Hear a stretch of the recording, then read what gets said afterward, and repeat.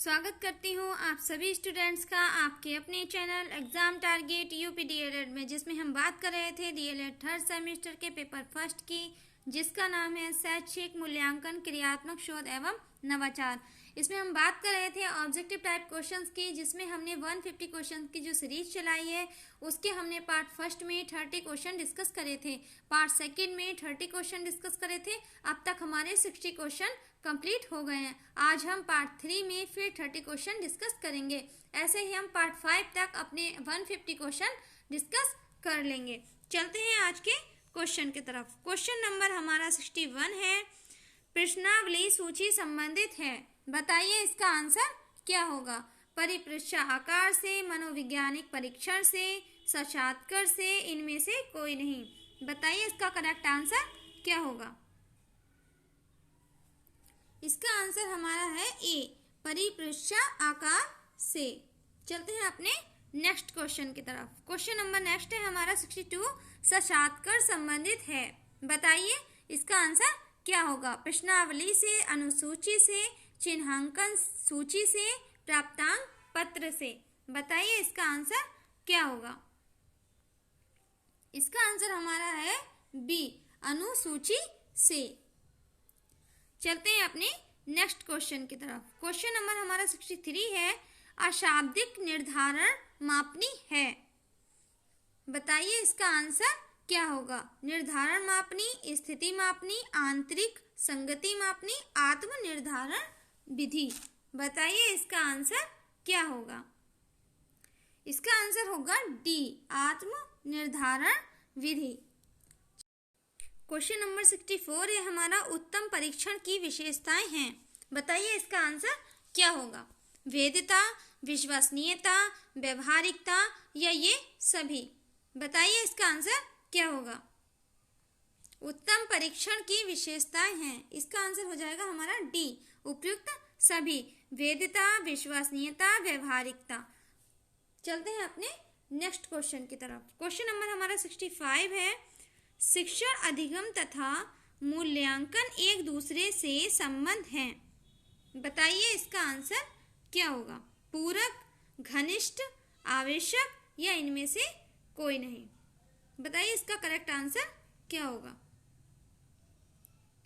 इसका आंसर हो जाएगा हमारा बी, घनिष्ठ। चलते हैं अपने नेक्स्ट क्वेश्चन की तरफ। क्वेश्चन नंबर हमारा 66 है, मूल्यांकन के द्वारा ज्ञात किया जाता है, बताइए इसका आंसर क्या होगा। व्यक्ति के अधिगम स्तर को, समाज के अधिगम स्तर को, छात्र के अधिगम स्तर को या उपयुक्त सभी। मूल्यांकन के द्वारा ज्ञात किया जाता है, इसका आंसर हो जाएगा सी, छात्र के अधिगम स्तर को। चलते हैं अपने नेक्स्ट क्वेश्चन की तरफ। क्वेश्चन नंबर हमारा 67 है, मूल्यांकन उपकरण को कहा जाता है, मूल्यांकन उपकरण को कहा जाता है। वेद, अवेद, आ और बा दोनों या इनमें से कोई नहीं, क्या होगा इसका आंसर। इसका आंसर होगा हमारा ए, वेद। क्वेश्चन नंबर हमारा 68 है, निम्नलिखित में से कौन से परीक्षण की विशेषता ज्ञात करने की विधि नहीं है। परीक्षण, पुनः परीक्षण, अर्ध विच्छेदन, मानक त्रुटि, इन समांतर प्रारूप विधि, बताइए इसका आंसर क्या होगा। इसका आंसर हो जाएगा सी, मानक त्रुटि। चलते हैं अपने नेक्स्ट क्वेश्चन की तरफ। 69 क्वेश्चन है हमारा, वस्तुनिष्ठ परीक्षण वह है जिनमें प्रत्येक परीक्षक किसी प्रश्न के उत्तर या निष्पादन को देखकर एक निश्चित निष्कर्ष पर पहुंचते हैं। ये परिभाषा किस मनोवैज्ञानिक ने दी है। पहला है क्रॉनवेग, बी है बेस्ट, सी है पिल्लई, डी है ईविल, बताइए इसका करेक्ट आंसर क्या होगा। इसका आंसर हो जाएगा ए, क्रॉनवेग। चलते हैं अपने नेक्स्ट क्वेश्चन की तरफ। क्वेश्चन नंबर हमारा 70 है, निम्नलिखित में कौन अच्छे परीक्षण की विशेषता नहीं है। विश्वसनीयता, वैधता, संक्षिप्तता, वस्तुनिष्ठता, इसका आंसर है हमारा सी, संक्षिप्तता। मतलब एक अच्छे परीक्षण में जो विश्वसनीयता भी होती है, वैधता भी होती है, एक वस्तुनिष्ठता भी होती है, लेकिन एक संक्षिप्तता नहीं होती है। लेकिन यह नहीं पूछा है, इसलिए इसका आंसर सी होगा।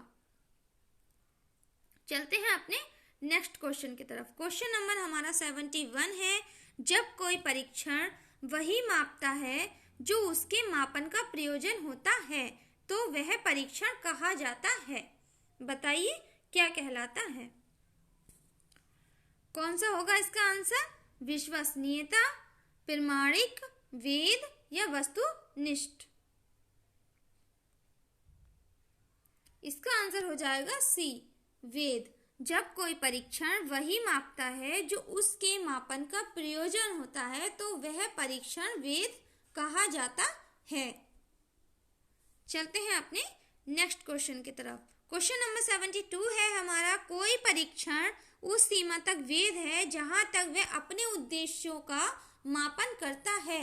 ये कथन है, ये कथन किसने दिया था? गिलफोर्ड का, B.S. वर्मा का, फ्रीमैन का, क्रॉन वॉच का? बताइए इसका करेक्ट आंसर क्या होगा? इसका आंसर हमारा हो जाएगा ए, गिलफोर्ड का। कोई परीक्षण उस सीमा तक वैध है जहां तक वह अपने उद्देश्यों का मापन करता है। ये जो कथन दिया था वह गिलफोर्ड ने दिया था। चलते हैं अपने 73 क्वेश्चन की तरफ। क्वेश्चन नंबर 73 है हमारा, पुनर्वलन की विधियां हैं। पुनर्वलन की विधियां हैं। पहला है सतत मूल्यांकन में पुनर्वलन, मासिक मूल्यांकन में पुनर्वलन, आ और वा दोनों या इनमें से कोई नहीं। बताइए इसका आंसर क्या होगा? इसका आंसर हो जाएगा सी, आ और बा दोनों। सतत मूल्यांकन में पुनर्वलन, मासिक मूल्यांकन में पुनर्वलन। चलते हैं अपने नेक्स्ट क्वेश्चन की तरफ। क्वेश्चन नंबर हमारा 74 है, परिवर्तन प्रकृति का एक नियम है।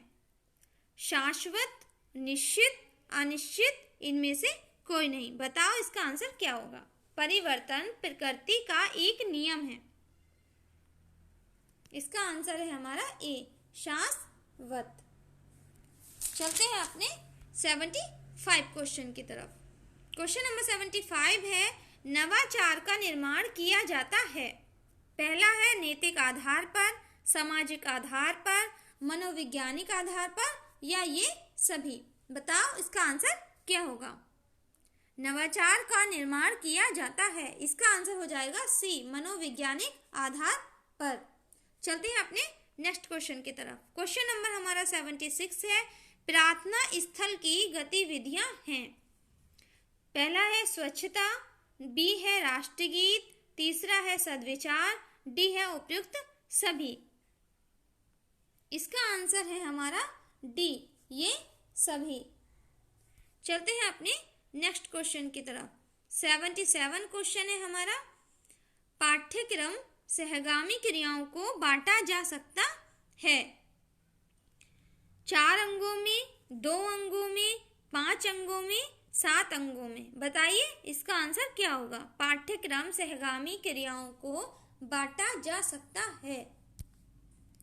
इसका आंसर हो जाएगा बी, 2 अंगों में।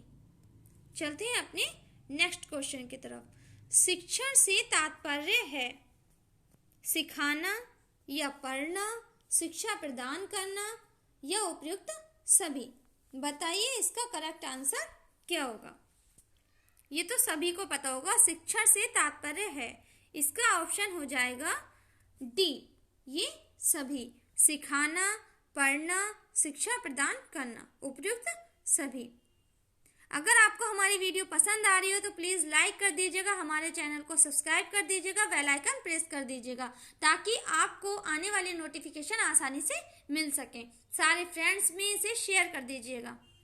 चलते हैं अपने नेक्स्ट क्वेश्चन की तरफ। क्वेश्चन नंबर हमारा 79 है, शिक्षण एक है प्रक्रिया, व्यवहार, संबंध या इनमें से कोई नहीं। बताओ इसका आंसर क्या होगा? शिक्षण एक है। इसका आंसर है हमारा सी संबंध। क्वेश्चन नंबर 80 है हमारा, शिक्षण सिखाने के लिए है। ए है प्रेरणा, पथ प्रदर्शन, पथ निर्देशन या ये सभी। बताइए इसका आंसर क्या होगा। इसका आंसर हो जाएगा डी, प्रेरणा, पथ प्रदर्शन, पथ निर्देशन मतलब उपयुक्त सभी। डी आंसर सही हो जाएगा। चलते हैं अपने 81 क्वेश्चन की तरफ। क्वेश्चन नंबर 81 है, शिक्षण की प्रकृति है। इसमें पूछा है शिक्षण की प्रकृति है। क्वेश्चन ऑप्शन नंबर ए है, शिक्षण एक उद्देश्यपूर्ण प्रक्रिया है। दूसरा है शिक्षण निर्देशन प्रक्रिया है। तीसरा है शिक्षण का मापन किया जाता है। या डी है उपयुक्त सभी। बताइए इसका करेक्ट आंसर क्या होगा। इसका आंसर हो जाएगा हमारा डी, उपयुक्त सभी। चलते हैं अपने नेक्स्ट क्वेश्चन की तरफ। क्वेश्चन नंबर हमारा 82 है, किसी निश्चित प्रयोजन को ध्यान में रखकर जब हम यह देखते हैं कि उसको पूरा करने में वह वस्तु, विचार, क्रिया कहाँ तक उपयोगी है का निर्णय कहलाता है। विश्वसनीयता, आच्छादन, मूल्यांकन, समाजमिति। बताइए क्या होगा इसका आंसर। किसी निश्चित प्रयोजन को ध्यान में रखकर जब हम यह देखते हैं कि उसको पूरा करने में वह वस्तु, विचार, क्रिया कहाँ तक उपयोगी है का निर्णय कहलाता है। इसका आंसर हो जाएगा सी, मूल्यांकन। चलते हैं अपने नेक्स्ट क्वेश्चन की तरफ। क्वेश्चन नंबर 83 है, व्यापक मूल्यांकन का आशय होता है व्यक्तित्व के सभी पक्षों के मूल्यांकन से, नैतिक पक्षों के मूल्यांकन से, सी है हमारा सामाजिक पक्ष के मूल्यांकन से, डी है बौद्धिक मूल्यांकन से। बताइए इसका करेक्ट आंसर क्या होगा। व्यापक मूल्यांकन का आशय होता है। इसका आंसर हो जाएगा ए, व्यक्तित्व के सभी पक्षों के मूल्यांकन से। चलते हैं अपने नेक्स्ट क्वेश्चन की तरफ। क्वेश्चन नंबर हमारा 84 है, मूल्यांकन प्रक्रिया को सामान्यतः कितने भागों में बांटा जा सकता है। ऑप्शन है 4, बी है 2, सी है 5, डी है 6। मूल्यांकन प्रक्रिया को सामान्यतः कितने भागों में बांटा जा सकता है। इसका आंसर हो जाएगा ए, 4। चलते हैं अपने नेक्स्ट क्वेश्चन की तरफ। क्वेश्चन नंबर 85 है, निम्न में से किसका संबंध मूल्यांकन के संज्ञानात्मक पक्ष से होता है। बताइए इसका आंसर क्या होगा। मूल्यों से, आदतों का, समझ का, आदर्शों का।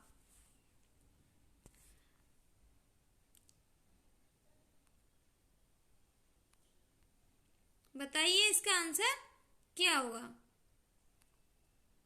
निम्नलिखित में से किसका संबंध मूल्यांकन के संज्ञानात्मक पक्ष से होता है।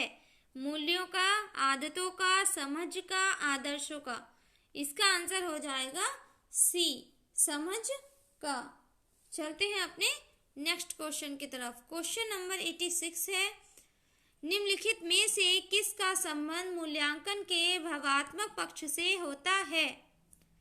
सूचनाओं का, तथ्यों का, व्यवहारिक प्रयोग का, तथ्यों के विश्लेषण का, रुचियों का। निम्नलिखित में से किसका संबंध मूल्यांकन के भागात्मक पक्ष से होता है। इसका आंसर हो जाएगा डी, रुचियों का। चलते हैं अपने नेक्स्ट क्वेश्चन की तरफ। 87 क्वेश्चन है हमारा, सतत और व्यापक मूल्यांकन की प्रक्रिया में मुख्यतः कितनी क्रियाएं होती हैं। ऑप्शन है हमारा 2, बी है 3, सी है 4, डी है 5। इसका आंसर है हमारा 5। चलते हैं अपने क्वेश्चन नंबर 88 की तरफ। बच्चों द्वारा किए गए कार्यों एवं उपलब्धियों का विवरण रखने हेतु प्रयोग तैयार किया जाता है। पहला ऑप्शन है हमारा अवलोकन, सेकंड है युग्म मूल्यांकन, तीसरा है छात्र प्रोफाइल, डी है हमारा समाज मिति। बताइए इसका आंसर क्या होगा। बच्चों द्वारा किए गए कार्यों एवं उपलब्धियों का विवरण रखने हेतु प्रयोग तैयार किया जाता है। इसका आंसर हो जाएगा छात्र प्रोफाइल, क्योंकि यहाँ बात हो रही है बच्चों द्वारा किए गए कार्यों एवं उपलब्धियों का विवरण रखने हेतु प्रयोग तैयार किया जाता है, तो क्या होगा वो छात्र प्रोफाइल। चलते हैं अपने नेक्स्ट क्वेश्चन की तरफ। क्वेश्चन नंबर 89 है, निम्नलिखित में से किसके द्वारा यह पता चलता है कि बच्चों में अभी तक कितना ज्ञान व कौशल अर्जित किया है। बताइए इसका आंसर क्या होगा। नियंत्रक, संकेतक, मापक, इंद्रक।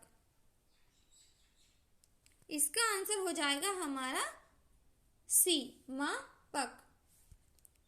चलते हैं अपने नेक्स्ट क्वेश्चन की तरफ।